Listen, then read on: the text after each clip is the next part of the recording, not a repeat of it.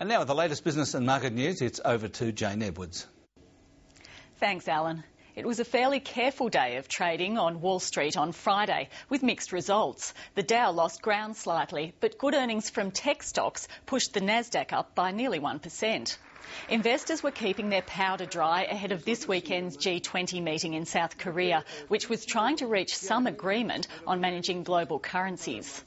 It was a volatile week, with China unexpectedly raising interest rates and announcing its GDP had fallen to 9.6%, reassuring investors that its growth is sustainable.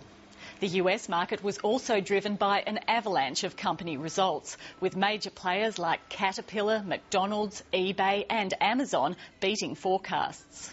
So far in this reporting season, 3/4 of S&P 500 companies have beaten analysts' expectations.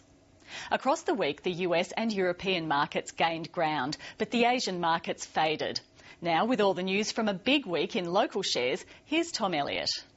Well, in a week that was just full of corporate activity, the overall market actually fell, down just under 1%. Now, late on Friday afternoon, the ASX itself went into a trading halt after saying it had re-entered discussions with an unnamed third party about a potential business combination. Rumours began flying, and almost immediately someone identified the Singapore Stock Exchange as the ASX's potential partner. We'll soon see. Of course, Channel 10 shares were up during the week after James Packer conducted his successful raid on the company. Many people wondering where his interests actually lie. Is it the football rights?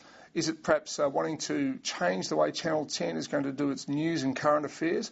Or, as some people suggest, is it an effort to buy more political influence for a man who controls one of Australia's largest gambling companies? We'll soon find out. Speaking of gambling, Tabcorp went into a demerger. It's going to separate its casinos and its wagering businesses, and many people think that when that occurs, Crown, the other big company that James Packer controls, will bid for the casinos business.